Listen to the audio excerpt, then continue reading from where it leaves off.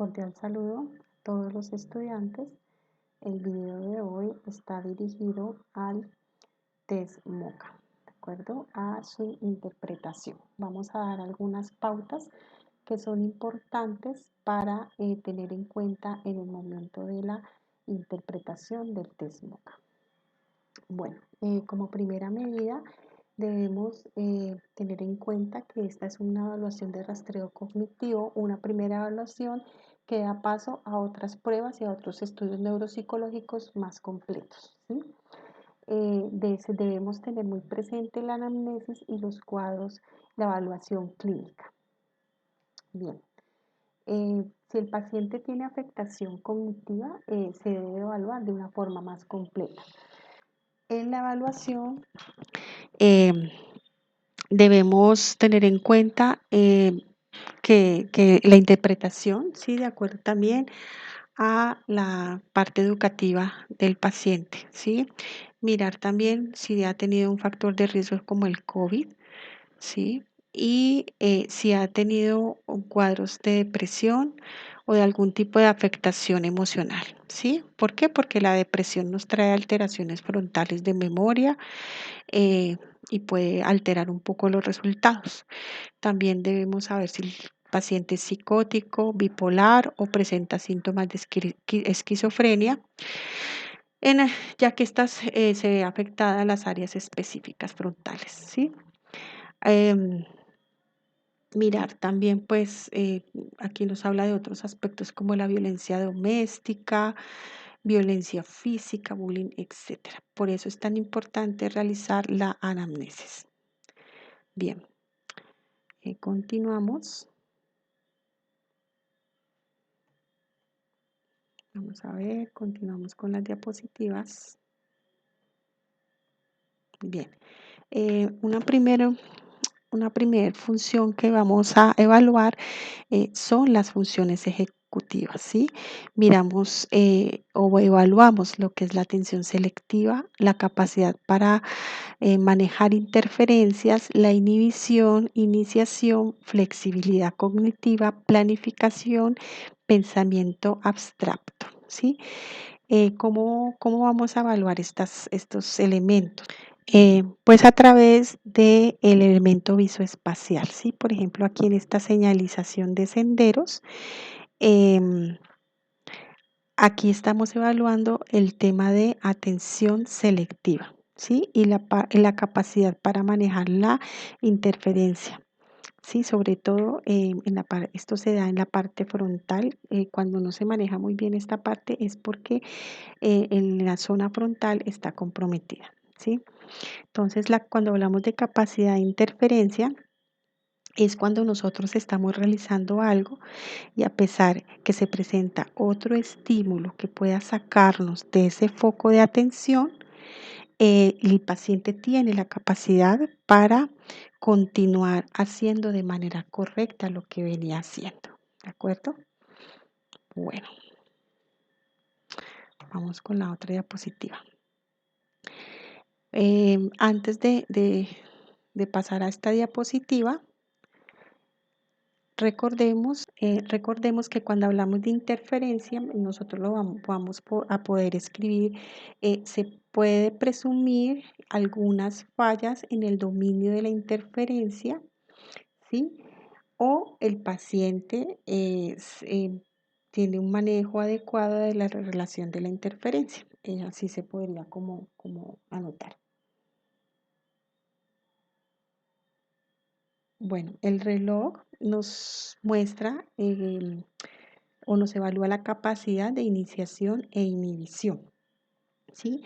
Inhibición, hablamos de la parte también frontal, entonces evaluar muy bien el desempeño con el que coloca los números, ¿sí? Mirar a veces no solo las manecillas, sino mirar, ellos colocan 12, 13, 14 y van aumentando los números y únicamente se detienen cuando encuentran la manecilla del reloj. Aquí también hablamos de flexibilidad cognitiva, ¿sí? La capacidad de cambiar de una actividad a otra, o podemos evaluar lo que es la rigidez, ¿sí? En el cubo hay elementos visoespaciales de ubicación que se deben saber manejar, ¿sí? O sea, el paciente debe saber manejar el espacio, eh, el tamaño, ¿sí? Entonces, para poder manejar ese espacio, ese tamaño requiere de una planificación, ¿sí? Bueno, ahorita ya en esta diapositiva hablamos del lenguaje. Muchas veces los pacientes pueden relacionar, no saben el nombre del animal o no se acuerdan de ese nombre, no pueden identificar ese nombre del animal, pero lo asocian a un hábitat o a un rasgo específico. Entonces, por ejemplo, ven el león y pueden decir es de la selva, o ven el camello y pueden decir es árabe, ¿sí? O es del desierto, pero no encuentran la palabra para describir exactamente el nombre del animal. Se debe identificar si la falla es porque no recuerda la palabra, es decir, es una anomia, ¿sí? Identifica la imagen pero no recuerda la palabra. Entonces, esto a veces ocurre con el Alzheimer, ¿sí? Se le debe preguntar al paciente, ¿usted no sabe qué es eso o no se acuerda del nombre? ¿Sí? Falla de reconocimiento de la imagen, agnosia visual y falla del área del lenguaje, anomia, ¿sí? Listo, son áreas cerebrales diferentes. Aquí también podemos hablar de la fluidez verbal y la repetición. Recuerden muy bien que que tenemos áreas muy específicas comprometidas con el lenguaje, que está el área de Broca, que es la que nos permite articular este lenguaje, y tenemos el área de Wernicke, ¿sí? Que es la que nos ayuda a comprender ese lenguaje, ¿de acuerdo?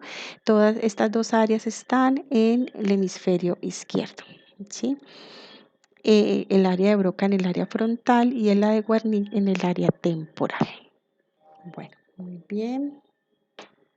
Vamos con la siguiente diapositiva. Bien, bueno, aquí ya nos recuerda un poco más de lo que hablamos ahorita de la agnosia. Agnosia, la dificultad de identificación del objeto, ¿sí? Bien. Bueno, la interpretación en la memoria. Puede haber interferencia por problemas de atención, alteración emocional, como ya lo habíamos mencionado, con cuadros de ansiedad, depresión. Esto implicará que pues, va a ser muy difícil esa memoria de recuperación. Si es de tipo vascular, recuerda las palabras y puede existir ese enlentecimiento en el procesamiento, ¿sí? Algunas veces eso se presenta con algunos pacientes donde se les da la lista de palabras y ellos inmediatamente no recuerdan, pero después ellos van recordando al pasar de los minutos o del tiempo, ellos van recordando aquellas palabras. Eso es un enlentecimiento, ¿sí? Que se puede dar en demencias subcorticales, ¿sí? El procesamiento es mucho más lento. Bueno. Mm, bueno, aquí dice, aquí si hay puntaje son 5 puntos, no se repiten las palabras, es recuerdo libre, las puede decir en orden que sea. Si no recuerda, se le empieza a dar pistas. Es muy importante esto, pues puede ser un indicador de un perfil hipocampal de memoria, es decir, que puede estar apuntando a Alzheimer, ¿sí? Si aún con pistas tiene dificultad, puede deberse a interferencias emocionales. Volvemos al tema de los cuadros de ansiedad y depresión que no permiten recordar, ¿sí?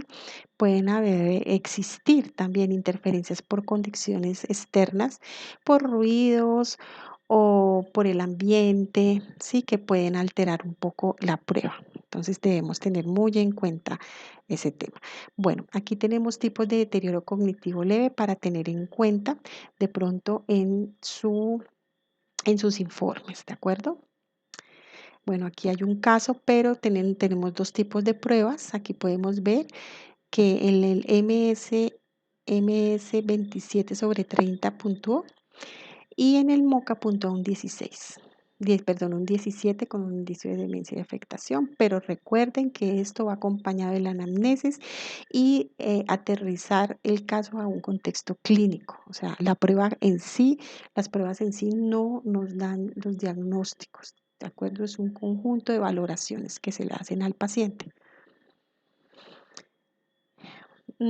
Porque el paciente no registra o no codifica por condiciones emocionales o por medicamentos. Evocación, recuerdo diferido, problemas de atención o otras variables emocionales, depresión, ansioso, esto altera el resultado. ¿De acuerdo?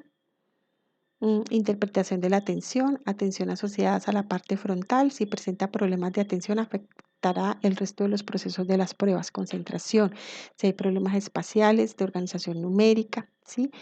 eh, Parietales, el cálculo, la organización. Tenemos que en este ejercicio de las restas es muy importante, por ejemplo, mirar si en la primera resta falló, estar muy atento a la segunda o a la tercera resta para generar la puntuación, ¿no? Entonces tenemos que ser ahí, estar un poco atentos.